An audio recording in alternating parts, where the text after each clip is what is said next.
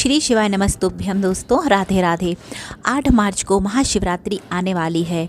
यह बड़ी ही सिद्ध रात्रि है। कहते हैं साल में 3 रात्रियां अति सिद्ध होती हैं। महाशिवरात्रि की रात्रि, होलिका दहन की रात्रि और श्री कृष्ण जन्माष्टमी की रात्रि। ये 3 रात्रियां ऐसी हैं, इन रात्रियों में हम कोई भी पूजा पाठ जप आदि करें, भगवान हमें सिद्ध करके आशीर्वाद के रूप में देते हैं। तो महाशिवरात्रि आने वाली है और इस दिन आप यह एक विशेष उपाय अपने लिए या अपने बच्चों के लिए अवश्य कीजिएगा। भगवान भोलेनाथ अवश्य कृपा करेंगे और उन्हें कृपा करनी पड़ेगी, क्योंकि महाशिवरात्रि के दिन माता जगत जननी पार्वती और महादेव का विवाह संपन्न हुआ था। और इस दिन माता जगत जननी पार्वती और महादेव की पूजा अर्चना की जाती है।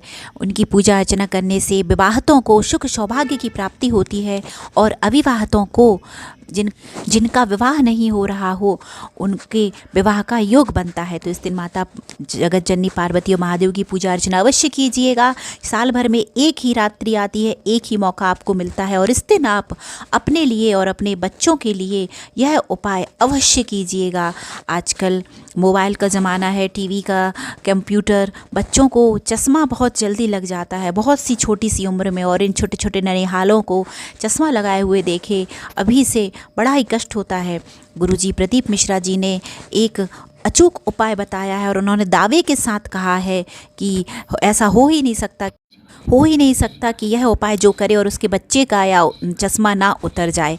गुरुजी ने खुद कहा है कि उनके बेटे को चश्मा लगा हुआ था और उन्होंने हर जगह डॉक्टर को दिखाया, बहुत मोटा चश्मा उनके बेटों को लगा हुआ था। और उन्होंने शिव पुराण में जब इस उपाय को पढ़ा था तो उन्होंने अपने बेटे के ऊपर यह भगवान का उपाय किया और उनके बेटे का चश्मा उतर गया। उन्होंने यहाँ तक कि ये भी कहा है कि आप लोग सीहोर आके कोई भी जहाँ वह रहते थे वहाँ आसपास किसी से भी पूछ लीजिएगा कि गुरुजी प्रदीप मिश्रा जी के बेटे को राघव को चश्मा लगा था क्या, इतना मोटा पहले। गुरुजी ने सिर्फ एक छोटा सा उपाय बताया। दोस्तों बस बात श्रद्धा विश्वास की होती है। मैं आपसे पहले ही बोल देती हूँ, आपको विश्वास हो तो यह उपाय कीजिएगा श्रद्धा के साथ। यदि आप भगवान की रोज़ पूजा अर्चना करते हैं, महादेव को रोज़ 1 लोटा जल अर्पित करते हैं, महादेव को मानते हैं, भगवान को मानते हैं, तो आपको यह उपाय करना चाहिए।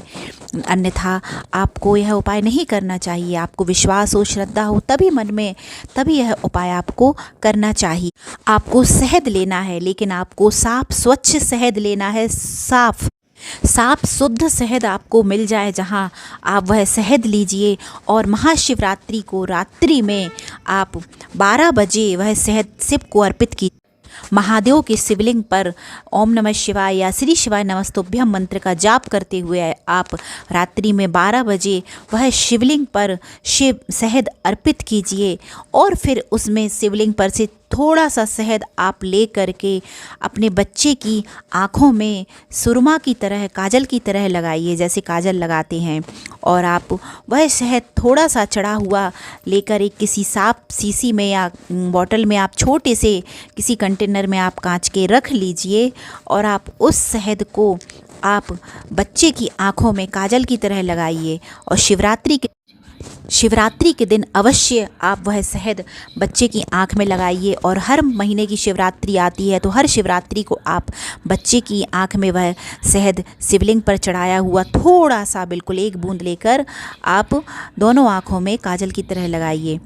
आप देखिएगा आपके बच्चों की आँख में आराम अवश्य मिलेगा, उसका चश्मा उतरेगा। और चश्मा उतरा नहीं तो आपका नंबर नहीं बढ़ेगा बच्चे का, क्योंकि चश्मा एक बार लग जाए बच्चे को तो वह बड़े होते होते उसका नंबर बहुत बढ़ जाता है और आगे चलकर बहुत प्रॉब्लम होती है बच्चों को, तो उनका नंबर तो नहीं बढ़ेगा। आप विश्वास श्रद्धा के साथ यह उपाय कीजिएगा दोस्तों। और वीडियो पसंद आया तो लाइक शेयर सब्सक्राइब कीजिएगा। मैं ऐसे ही आपके लिए छोटे छोटे वीडियो उपाय लेकर आती रहती हूँ, शिव पुराण के उपाय, महादेव से जुड़े हुए। तो और जो भी गलतियाँ हुई हो मुझसे क्षमा कीजिएगा। आपका कोई प्रश्न हो तो आप मुझसे कमेंट करके पूछ सकते हैं। चैनल पर नए आए हैं तो सब्सक्राइब कीजिएगा। हर हर